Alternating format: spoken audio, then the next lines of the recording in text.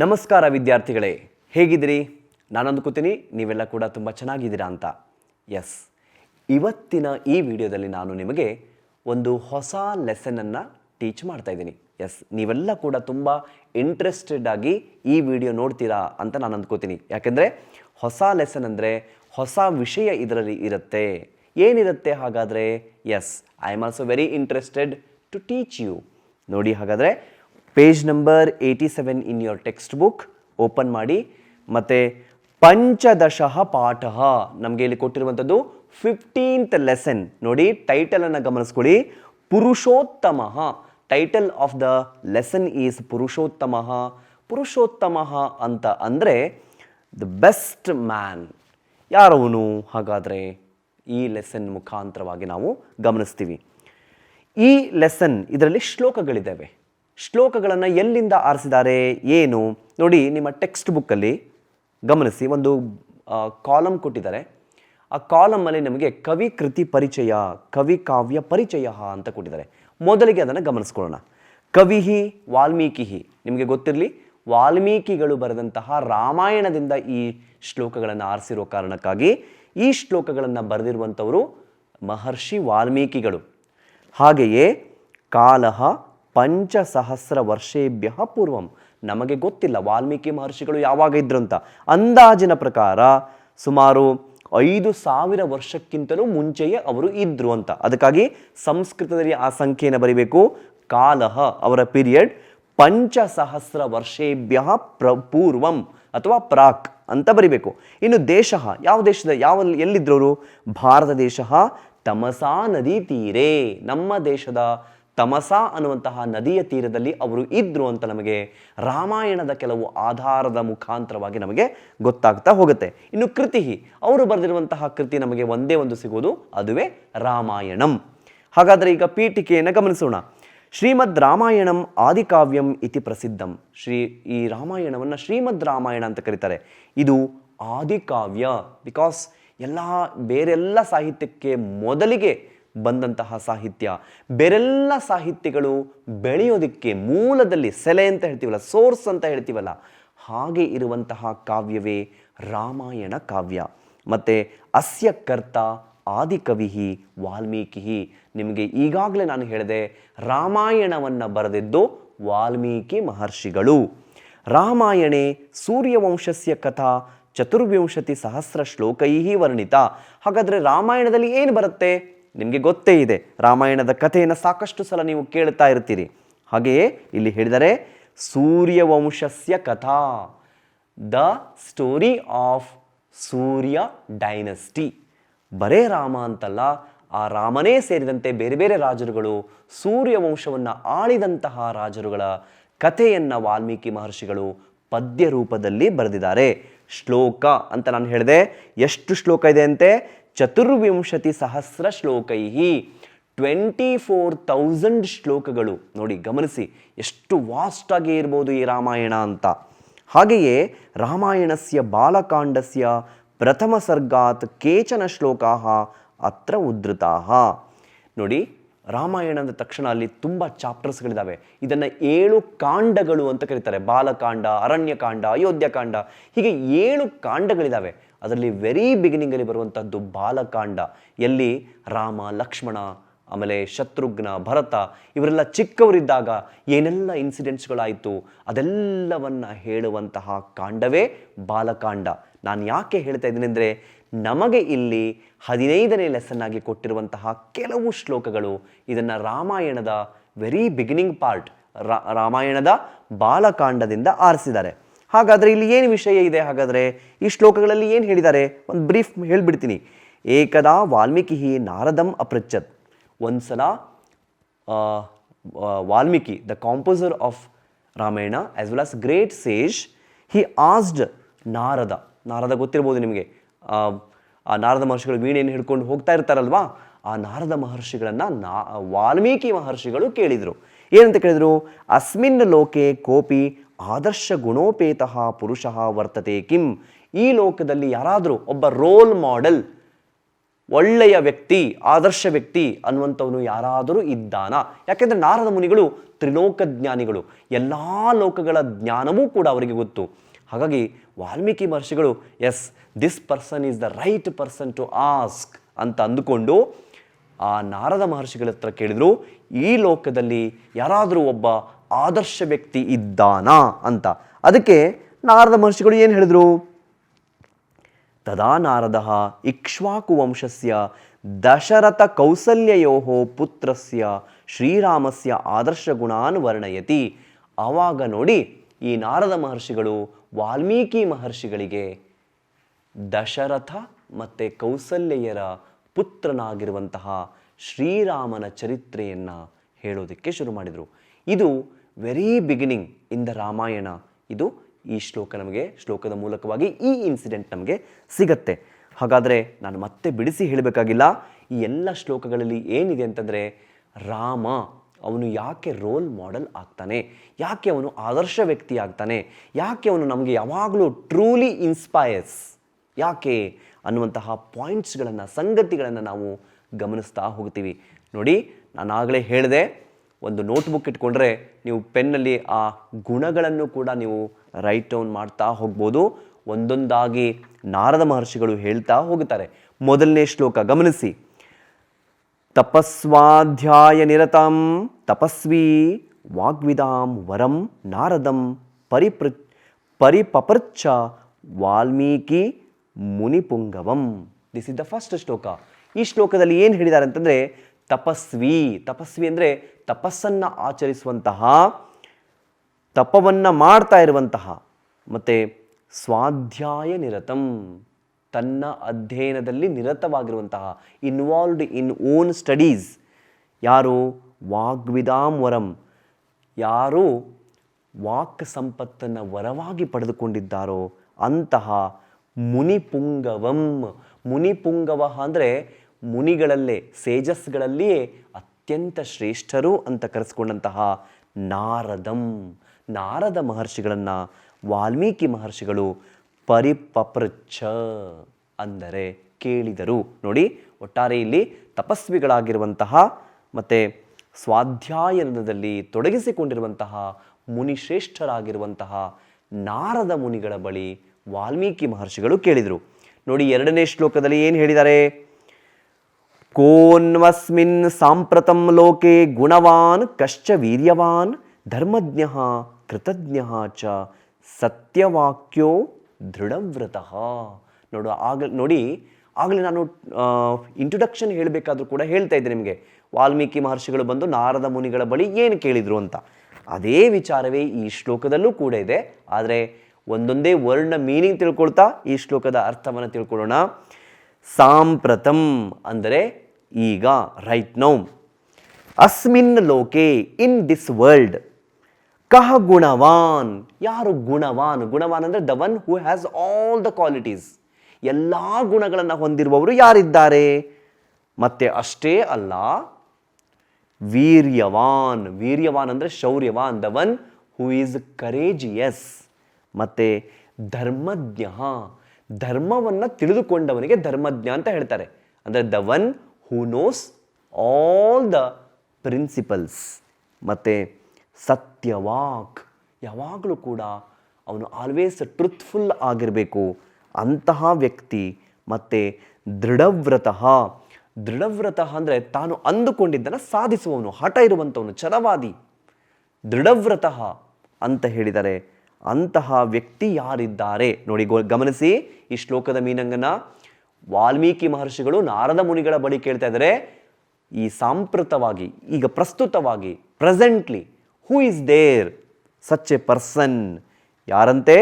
ಎಲ್ಲ ಗುಣಗಳು ಗೊತ್ತಿರುವಂಥವನು, ಮತ್ತು ವೀರ್ಯವಂತನು, ಜೊತೆಗೆ ಧರ್ಮಗಳನ್ನು ತಿಳ್ಕೊಂಡಂಥವನು. ಧರ್ಮ ಅಂದರೆ ರಿಲಿಜನ್ ಅಲ್ಲ, ವೇ ಆಫ್ ಲೈಫ್, ಇದನ್ನು ತಿಳ್ಕೊಂಡಂಥವನು, ಮತ್ತು ಸತ್ಯವಾದಿಯೂ ಆಗಿರುವಂಥವನು, ಕೃತಜ್ಞನಾಗಿರುವಂಥವನು. ಕೃತಜ್ಞ ಅಂದರೆ ಉಪಕಾರ ಸ್ಮರಣಶೀಲನಾಗಿರುವಂಥವನು ಅಂತ.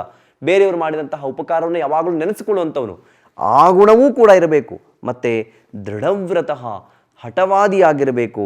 ತನ್ನ ನಿಶ್ಚಯಕ್ಕೆ ಅವನು ಪ್ರತಿಜ್ಞೆ ಬದ್ಧನಾಗಿ ಅವನು ಇರಬೇಕು ಅಂತ ಹಾಗೆಲ್ಲ ಇರುವಂತಹ ಗುಣಶೀಲನಾಗಿರುವ ವ್ಯಕ್ತಿ ಯಾರು? ಇದು ವಾಲ್ಮೀಕಿ ಮಹರ್ಷಿಗಳ ಪ್ರಶ್ನೆ. ಈಗ ಮುಂದೆ 3ನೇ ಶ್ಲೋಕದಲ್ಲಿ ಏನು ಹೇಳ್ತಾರೆ ಗಮನಿಸಿ ನೋಡಿ. ಚಾರಿತ್ರೇಣ ಚ ಕೋ ಯುಕ್ತಃ ಸರ್ವಭೂತೇಷು ಕೋ ಹಿತಃ ವಿದ್ವಾನ್ ಕಃ ಕಸ್ಸಮರ್ಥಶ್ಚ ಕಶ್ಚೈಕ ಪ್ರಿಯದರ್ಶನಃ. ಮತ್ತೆ ಕಂಟಿನ್ಯೂ ಮಾಡಿ ಈ ಶ್ಲೋಕದಲ್ಲಿ ಹೇಳ್ತಾ ಇದ್ದಾರೆ, ಕಃ ಪುರುಷಃ ಚಾರಿತ್ರೇಣ ಯುಕ್ತಃ. ಯಾವ ವ್ಯಕ್ತಿ ತನ್ನ ಚಾರಿತ್ರ್ಯ ಅಂದರೆ ಗುಡ್ ಕಂಡಕ್ಟ್, ಒಳ್ಳೆ ಕ್ಯಾರೆಕ್ಟರ್, ಅದರಿಂದಾಗಿ ಅವನು ಸಂಪನ್ನನಾಗಿರ್ತಾನೆ. The person who is rich in good character. And ಸರ್ವಭೂತೇಷು ಹಿತಃ, ಎಲ್ಲರಲ್ಲಿಯೂ ಕೂಡ ಅವನು ಹಿತಕಾರಿಯಾಗಿರ್ತಾನೆ. ಯಾರು ಕೇಳಿದ್ರು ಅಬ್ಬಾ ಈಸ್ ದ ಬೆಸ್ಟ್ ಪರ್ಸನ್ ಅಂತ ಹೇಳ್ತಾ ಇರಬೇಕು. ಹಾಗೆ ಎಲ್ಲರಿಗೂ ಕೂಡ ಅವನು ಪ್ರಿಯನಾಗಿರಬೇಕು, ಎಲ್ಲರ ಹಿತವನ್ನು ಅವನು ಬಯಸ್ತಾ ಇರಬೇಕು. ಮತ್ತು ವಿದ್ವಾನ್, ವಿದ್ವಾನ್ ಅಂದರೆ ಸ್ಕಾಲರ್, ಅವನು ಸ್ಕಾಲರ್ ಕೂಡ ಆಗಿರಬೇಕು. ಪ್ರಿಯದರ್ಶನ, ಪ್ರಿಯದರ್ಶನ ಅಂದರೆ ಲವಬಲ್, ಅಂದರೆ ಅವನ ಅಪಿಯರೆನ್ಸ್ ಹೇಗಿರಬೇಕು ಅಂತಂದರೆ ನೋಡಿದ ತಕ್ಷಣ ಹೋ ಸಚ್ ಎ ಸ್ವೀಟ್ ಪರ್ಸನ್ ಅಂತ ಅನ್ನಬೇಕು ನೋಡಿದವರು, ಹಾಗೆ ಅವನಿರಬೇಕು. ಅಂತಹ ವ್ಯಕ್ತಿ ಯಾರು ನೋಡಿ. 2ನೇ ಆಸ್ಪೆಕ್ಟನ್ನು ವಾಲ್ಮೀಕಿ ಮಹರ್ಷಿಗಳು ನಾರದರ ಹತ್ರ ಹೇಳ್ತಿದ್ದಾರೆ. ಎಷ್ಟೆಲ್ಲ ವಿಷಯಗಳನ್ನು ಅವನು ತಿಳ್ಕೊಂಡಿರಬೇಕು, ಅಧ್ಯಯನ ಮಾಡಿರಬೇಕು, ಜೊತೆಗೆ ಅವನು ದೃಢ ಸಂಕಲ್ಪವನ್ನು ಹೊಂದಿರಬೇಕು, ಸತ್ಯವಾದಿ ಆಗಿರಬೇಕು. ಅಷ್ಟೇ ಅಲ್ಲದೆ ಗುಡ್ ಕಂಡಕ್ಟ್ಸ್ ಅವನಿಗೆ ಇರಬೇಕು, ಒಳ್ಳೆ ಕ್ಯಾರೆಕ್ಟರ್ ಇರಬೇಕು, ಜೊತೆಗೆ ಎಲ್ಲರನ್ನ ಅವನು ಸರಿಸಮಾನವಾಗಿ ನೋಡ್ತಾ ಇರಬೇಕು, ಎಲ್ಲರ ಹಿತವನ್ನು ಅವನು ಕಾಪಾಡಬೇಕು, ಜೊತೆಗೆ ಪಂಡಿತನೂ ಆಗಿರಬೇಕು, ಅವನು ಗುಡ್ ಅಪಿಯರೆನ್ಸನ್ನು ಕೂಡ ಹೊಂದಿರಬೇಕು. ಸೊ ಇದೆಲ್ಲವನ್ನು ಹೊಂದಿರುವ ವ್ಯಕ್ತಿ ಯಾರು ಅನ್ನೋದನ್ನು 3ನೇ ಶ್ಲೋಕದ ಮುಖಾಂತರವಾಗಿ ವಾಲ್ಮೀಕಿಗಳು ನಾರದರನ್ನು ಕೇಳ್ತಾ ಇದ್ದಾರೆ. 4ನೇ ಶ್ಲೋಕದ ಮೀನಿಂಗ್ ನೋಡಿ. 4ನೇ ಶ್ಲೋಕವನ್ನು ಓದ್ತೀನಿ ನೋಡಿ.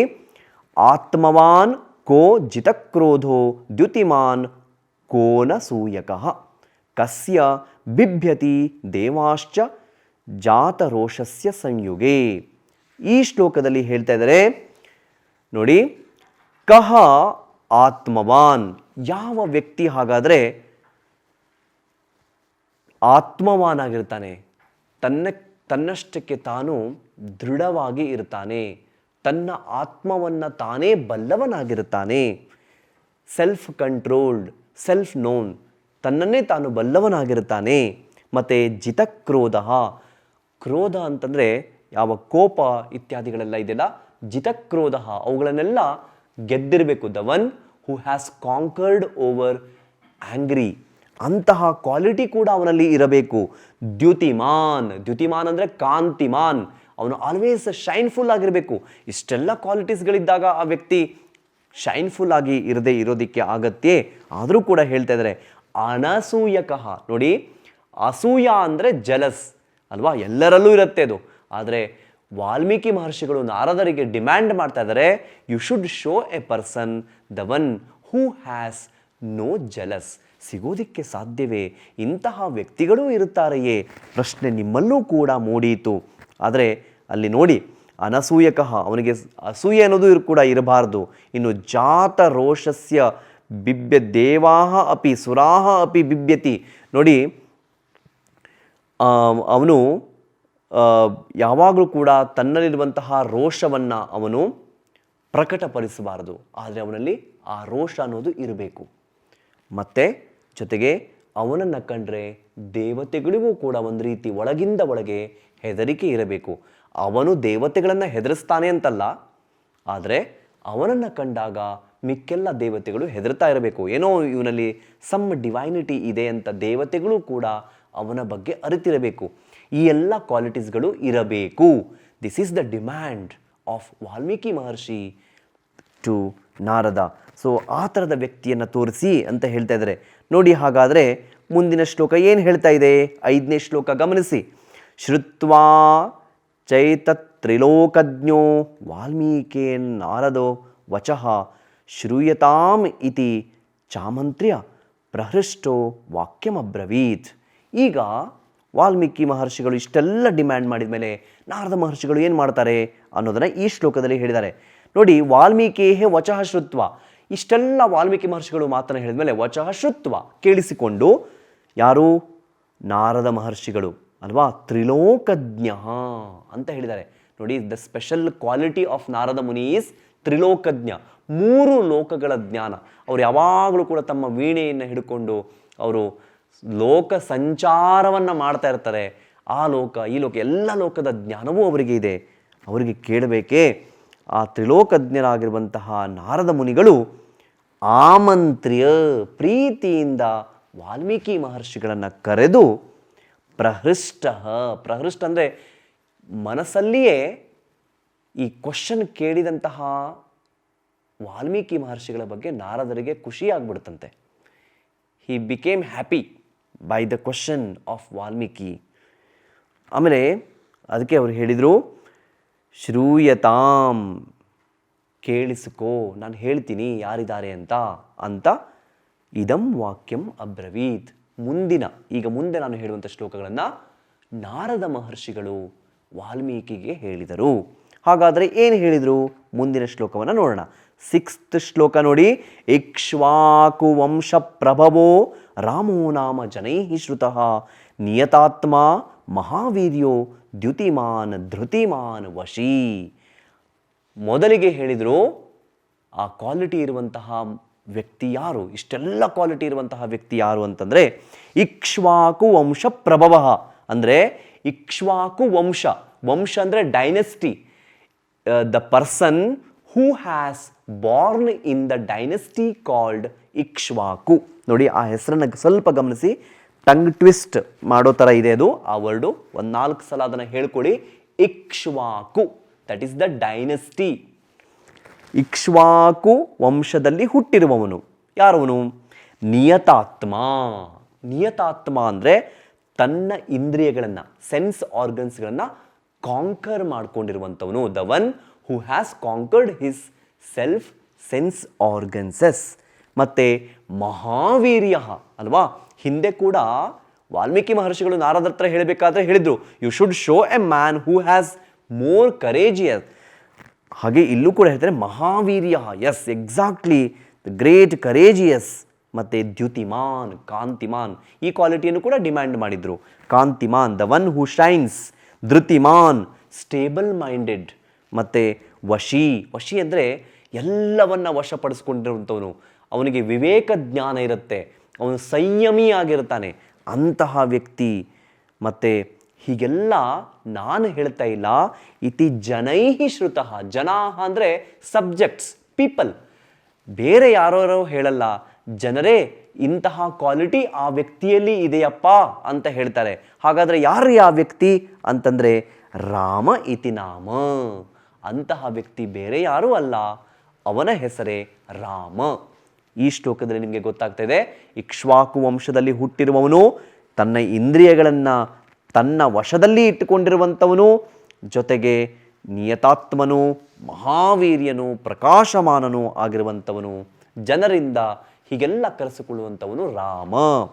ಮತ್ತೆ ಇನ್ನಷ್ಟು ಕ್ವಾಲಿಟೀಸ್ಗಳಿದ್ದಾವೆ ರಾಮನದು. ನೋಡಿ ಇಲ್ಲಿ, ಬುದ್ಧಿಮಾನ್, ನೀತಿಮಾನ್, ವಾಗ್ಮಿ, ಶ್ರೀಮಾನ್, ಶತ್ರು ನಿಬರ್ಹಣ, ವಿಪುಲಾಂಸೋ ಮಹಾಬಾಹು, ಕಂಬುಗ್ರೀವೋ ಮಹಾಹನು. ಮತ್ತೆ ಮುಂದುವರಿಸ್ತಾ ನಾರದ ಮುನಿಗಳು ಹೇಳ್ತಾ ಇದ್ದಾರೆ, ಆ ರಾಮನು ಬುದ್ಧಿಮಾನ್, ಹಿ ಈಸ್ ದ ಇಂಟೆಲಿಜೆಂಟ್. ನೀತಿಮಾನ್, he has some policy, good policy, ನೀತಿಮಾನ್. ವಾಗ್ಮಿ, ಹಿ ಈಸ್ ಆಲ್ಸೋ ಒರೇಟರ್. ನೋಡಿ, ವಾಗ್ಮಿ, ಒರೇಟರ್.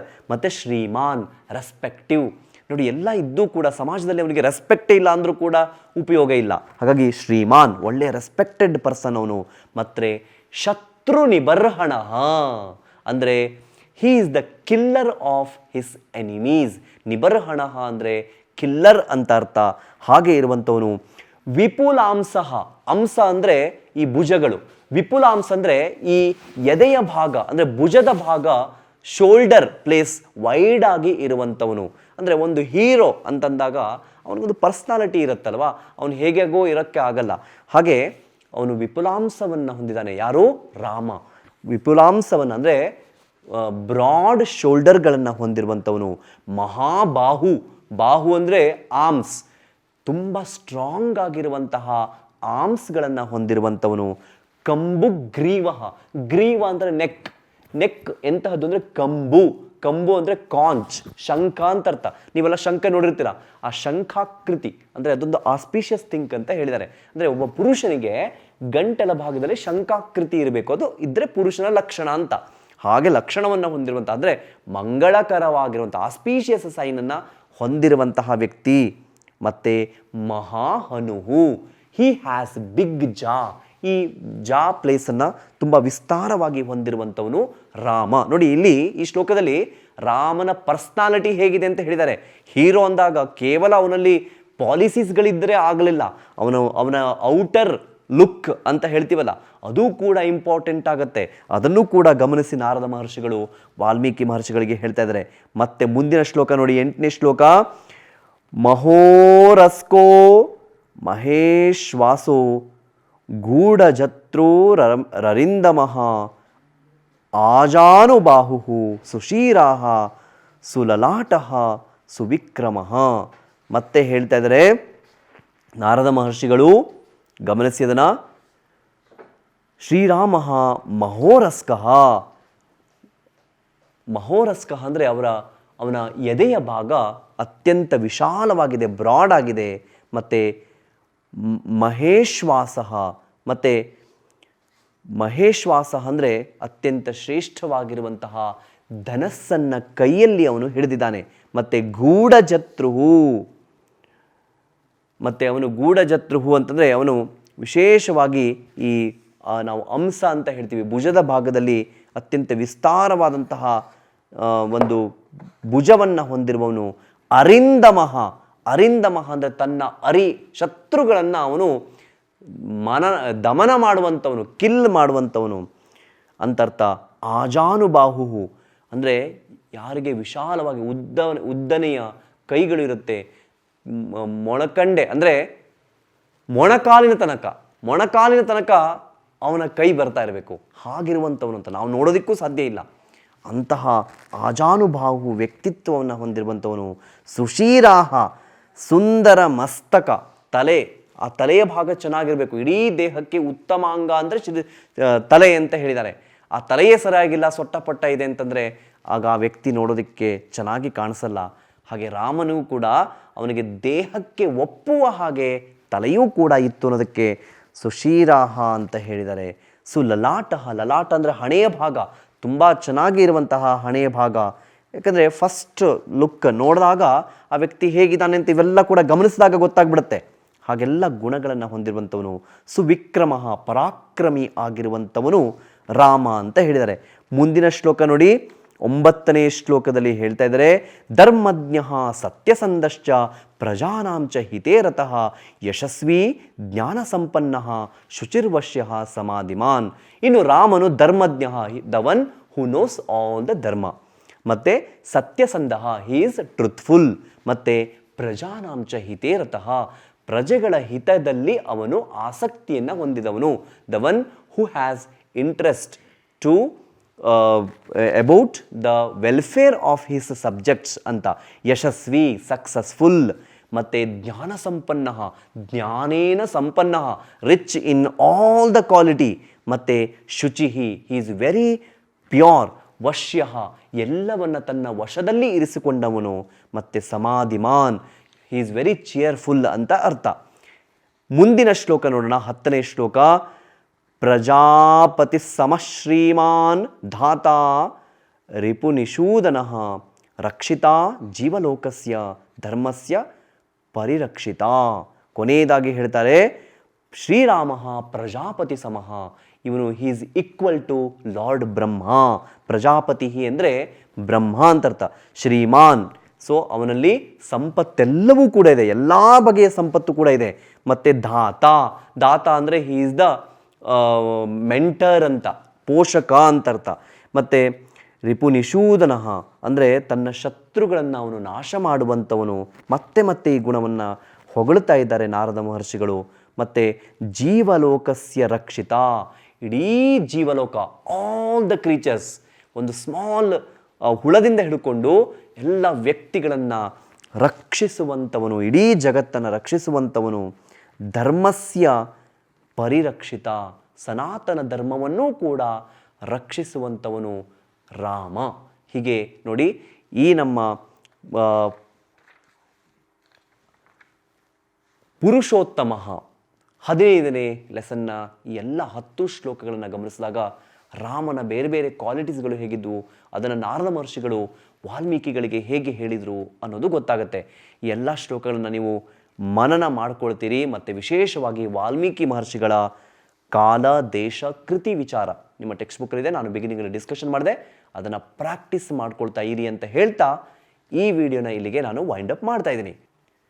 ಇವತ್ತಿನ ಈ ವಿಡಿಯೋ ಮೂಲಕವಾಗಿ ನಾನು ನಿಮಗೆ ನಮ್ಮ ಟೆಕ್ಸ್ಟ್ ಬುಕ್ಕಲ್ಲಿ ಇರುವಂತಹ 15th ಲೆಸನ್, ದಟ್ ಈಸ್ ಪುರುಷೋತ್ತಮ, ಆ ಪುರುಷೋತ್ತಮ ಲೆಸನ್ಗೆ ಸಂಬಂಧಿಸಿದಂತಹ ಕ್ವಶನ್ ಆನ್ಸರ್ಸ್ಗಳನ್ನು ನಾನು ಡಿಸ್ಕಷನ್ ಮಾಡ್ತೀನಿ. ಬನ್ನಿ ಹಾಗಾದರೆ please open your text book, page number 92. First main ಏಕವಾಕ್ಯೇನ ಉತ್ತರಂ ಲಿಖತ. 1 line answer you have to write in Sanskrit language. ಆದಿಕಾವ್ಯಂ ಕಿಂ? What is called as Adikavya? Answer is Adikavyam Ramayanam. Second question is Ramayanam kim iti prasiddham? Ramayana ಏನಂತ ಪ್ರಸಿದ್ಧವಾಗಿದೆ? ರಾಮಾಯಣಂ ಆದಿಕಾವ್ಯಂ ಇತಿ ಪ್ರಸಿದ್ಧಂ. ಮೂರನೇ question ನೋಡಿ, ಶ್ರೀರಾಮ ಕಯೋಃ ಪುತ್ರಃ? ಶ್ರೀರಾಮನು ಯಾರ ಮಗನು? ಆನ್ಸರ್ ಇಸ್ ಶ್ರೀರಾಮ ದಶರಥ ಕೌಸಲ್ಯಯೋಃ ಪುತ್ರಃ. ಲೋಕೆ ಕಃ ಗುಣವಾನ್ ಆಸೀತ್? ಹೂ ವಾಸ್ ಗುಣವಾನ್ ಇನ್ ದಿಸ್ ವರ್ಲ್ಡ್? ಲೋಕೆ ಶ್ರೀರಾಮ ಗುಣವಾನ್ ಆಸೀತ್. ಫಿಫ್ತ್ ಕ್ವಶನ್ ಈಸ್ ಶ್ರೀರಾಮ ಕ್ಷಮಯಾ ಕಯಾ ಸಹ ಸಮಃ ಆಸೀತ್? ಶ್ರೀರಾಮ ಈಸ್ ಈಕ್ವಲ್ ಇನ್ ಕ್ಷಮಾ, ಫಾರ್ಗ್ಯೂನೆಸ್, ವಿತ್ ಅರ್ತ್. ಸೊ ಕ್ಷಮಯಾ ವಸುಧಯಾ ಸಹ ಸಮಃ ಆಸೀತ್. ಮುಂದೆ ನೋಡಿ, ರಿಕ್ತ ಸ್ಥಾನಂ ಪೂರಯತ. ಫಸ್ಟ್ ಕ್ವಶನ್ ಅನ್ನು ಗಮನಿಸಿ. ನಾರದಂ ಡ್ಯಾಶ್ ವಾಲ್ಮೀಕಿ ಮುನಿಪುಂಗವಂ? ನಾರದಂ ಪರಿಪಪೃಚ್ಛ ವಾಲ್ಮೀಕಿ ಮುನಿಪುಂಗವಂ. ಎರಡನೇ ಕ್ವಶನ್, ಧರ್ಮಜ್ಞಶ್ಚ ಕೃತಜ್ಞಶ್ಚ ಸತ್ಯವೃತಃ. ನೋಡಿ ಅದನ್ನು, ಸತ್ಯವಾಕ್ಯೋ ಡ್ಯಾಶ್ ಇರುವಲ್ಲಿ ಸತ್ಯವಾಕ್ಯೋ ದೃಢವೃತಃ ಅಂತ ಬರಿಬೇಕು. ಇನ್ನು third question, ವಿಪುಲಾಂಸೋ Mahabahu dash ಮಹಾಹನು? ವಿಪುಲಾಂಸೋ Mahabahu ಕಂಬುಗ್ರೀವ ಮಹಾಹನು. ಇನ್ನು ರಕ್ಷಿತಾ ಡ್ಯಾಶ್ ರಕ್ಷಿತಾ ಜೀವಲೋಕಸ್ಯ ಅಂತ ಬರಿಬೇಕು. ಹಾಗೆಯೇ ಮುಂದೆ ಪರ್ಯಾಯ ಪದಾನಿ ಅಂದರೆ ಸಿನಾನಿಮ್ ವರ್ಡ್ಸ್ಗಳನ್ನ ಬರಿಬೇಕು. ಮೊದಲನೇ ವರ್ಡ್ ನಮಗೆ ಕೊಟ್ಟಿರೋದು ತಪಸ್ವಿ, ಇದಕ್ಕೆ ಸಿನಾನಿಮ್ ಮುನಿಹಿ. ವಿದ್ವಾನ್ ಎರಡನೇ ವರ್ಡ್ ಕೊಟ್ಟಿದ್ದಾರೆ, ಇದಕ್ಕೆ ಪಂಡಿತಃ. ದೇವಾಹ ಇದಕ್ಕೆ ಸಿನಾನಿಮ್ ಅಮರಾಹ. ಇನ್ನು ಪ್ರಜಾಪತಿ ಬ್ರಹ್ಮ ಅಥವಾ ವಿರಿಂಚಿ, ಯಾವುದಾದ್ರೂ ಒಂದು ವರ್ಡನ್ನು ಬರಿಬಹುದು. ಇನ್ನು ಜನಃ ಅಂತ ವರ್ಡ್ ಕೊಟ್ಟಿದ್ದಾರೆ, ಇದಕ್ಕೆ ಸಿನಾನಿಮ್ ವರ್ಡು ಲೋಕಃ. ಫೋರ್ತ್ ಮೇನ್ ಪುಲ್ಲಿಂಗ ಸ್ತ್ರೀಲಿಂಗ ನಪುಂಸಕಲಿಂಗ ಪದಾನಿ ಪೃಥಕ್ ಕೃತ್ವಾ ಲಿಖತ. We have to identify the words given whether they are ಪುಲ್ಲಿಂಗ, ಸ್ತ್ರೀಲಿಂಗ ಆರ್ ನಪುಂಸಕಲಿಂಗ. ಧರ್ಮಜ್ಞಃ ಪುಲ್ಲಿಂಗಃ, ವಚಃ ನಪುಂಸಕಲಿಂಗ, ಸಾಂಪ್ರತಂ ನಪುಂಸಕಲಿಂಗ, ಸಂಸ್ಕೃತಿ ಸ್ತ್ರೀಲಿಂಗ, ರಾಮಾಯಣಂ ನಪುಂಸಕಲಿಂಗ, ವಾಲ್ಮೀಕಿ ಪುಲ್ಲಿಂಗ, ನಾಟಕಾನಿ ಇದು ನಪುಂಸಕಲಿಂಗ ಶಬ್ದ. ಇನ್ನು ಕೊನೆಯ ಮೇನ್ ನಮ್ಮ ಟೆಕ್ಸ್ಟ್ ಬುಕ್ಕಲ್ಲಿ ಇರುವಂಥದ್ದು ದಶಭಿಹಿ ವಾಕ್ಯೈಹಿ ಉತ್ತರಂ ಕರ್ನಾಟಕ ಭಾಷೆಯ ಆಂಗ್ಲ ಭಾಷೆಯಾವ ಲಿಖತ. 10 ಲೈನ್ ಆನ್ಸರ್. ನಾನೀಗಾಗಲೇ ಸಾಕಷ್ಟು ಸಲ ಹೇಳ್ತಾ ಇರ್ತೀನಿ, essay type question. You can write the answer either in English or even you can write the answer in Kannada language. Choice is yours. First question is Ramayana Vishaye Likhata. You have to write a note on Ramayana. ರಾಮಾಯಣವನ್ನು ಬರೆದಂತಹ ಕವಿ ವಾಲ್ಮೀಕಿ. ಇದನ್ನು ಆದಿಕಾವ್ಯ ಅಂತ ಕರೆದಿದ್ದಾರೆ. ಯಾಕೆಂದರೆ ಇದು ಎಲ್ಲ ಬೇರೆಲ್ಲ ಮಿಕ್ಕೆಲ್ಲ ಕಾವ್ಯಗಳಿಗೆ ಸೋರ್ಸ್ ಆಗಿ ಇದು ಬಳಕೆ ಆಗುತ್ತೆ. ಮತ್ತು ಇದು ಐತಿಹ್ಯ, ಹಿಸ್ಟಾರಿಕಲ್ ವರ್ಕ್ ಅನ್ನೋದು ಕೂಡ. ಇದನ್ನು ವಾಲ್ಮೀಕಿ ಮಹರ್ಷಿಗಳು ಬರೆದರು. ವಾಲ್ಮೀಕಿ ಮಹರ್ಷಿಗಳ ಕಾಲ ಕ್ರಿಸ್ತ ಪೂರ್ವ 5ನೇ ಶತಮಾನಕ್ಕಿಂತ ಮುಂಚೆ ಅಂತ ಹೇಳ್ತಾರಲ್ಲ, ಅದರಲ್ಲಿ ಗೊತ್ತಾಗುತ್ತೆ ರಾಮಾಯಣದ ಕಾಲ ಇನ್ನೂ ಎಷ್ಟು ಹಿಂದೆ ಇರಬಹುದು ಅಂತ. ಹೀಗೆಲ್ಲ ನಾನಾ ಬಗೆಯ ವಿಚಾರವನ್ನು ಮಾಡಿ, ಆಮೇಲೆ ಬಹಳ ಮುಖ್ಯವಾಗಿ ರಾಮಾದಿಗಳ ಅಂದರೆ ಇಕ್ಷ್ವಾಕು ವಂಶದ ರಾಜರುಗಳ ಕಥೆಯನ್ನು ಸವಿಸ್ತಾರವಾಗಿ ಸುಮಾರು 24,000 ಶ್ಲೋಕಗಳಲ್ಲಿ ಈ ರಾಮಾಯಣವನ್ನು ಹೇಳಿದ್ದಾರೆ. ಈ ಎಲ್ಲ ಪಾಯಿಂಟ್ಸ್ಗಳನ್ನ ನಿಮ್ಮ ಆನ್ಸರಲ್ಲಿ ಸೇರಿಸಬೇಕು. ನೆಕ್ಸ್ಟ್ ಕ್ವಶನ್, ರಾಮಸ್ಯ ಆದರ್ಶ ಗುಣಾನ್ ವರ್ಣಯತ. You have to describe the different qualities of Rama. ಇದನ್ನು ನಾನು ಹಿಂದಿನ ವಿಡಿಯೋದಲ್ಲಿ ಎಕ್ಸ್ಪ್ಲೇನ್ ಮಾಡಿದ್ದೀನಿ. ಆ ಎಲ್ಲ qualities, which are the qualities explained in this poetry part you have to write. So ಅದನ್ನು ಬರೀಬೇಕಾದ್ರೆ ಬಿಗಿನಿಂಗ್ ಪಾರ್ಟ್ ಇಂಟ್ರೊಡಕ್ಷನ್ ಇರಲಿ, ಕಂಟೆಂಟ್ ಆನ್ಸರ್ ಕಂಟೆಂಟ್ ಇರಲಿ, ಮತ್ತು ನಿಮ್ಮ ಕನ್ಕ್ಲೂಷನ್ ಸರಿಯಾಗಿ ಇರಬೇಕು. ಹೀಗೆಲ್ಲ ಬರೆದಾಗ ನಿಮಗೆ ಪೂರ್ಣ ಅಂಕ ಈ ಪ್ರಶ್ನೆಗೆ ಸಿಗತ್ತೆ. ಸೊ ಇದೆಲ್ಲವನ್ನು ನೀವು ನೀಟಾಗಿ ಬರೆದು ಪ್ರಾಕ್ಟೀಸ್ ಮಾಡ್ಕೋತೀರಾ ಅಂತ ನಾನು ಅಂದ್ಕೊಂಡಿದ್ದೀನಿ. ಹಾಗಾದರೆ ಇನ್ನು ನಾವು ಈ ವಿಡಿಯೋನ ಇಲ್ಲಿಗೆ ಮುಕ್ತಾಯಗೊಳಿಸೋಣ.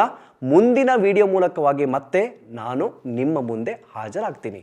ಅಲ್ಲಿವರೆಗೆ ಸಮಸ್ತ ಸನ್ಮಂಗಲಾನಿ ಭವಂತು.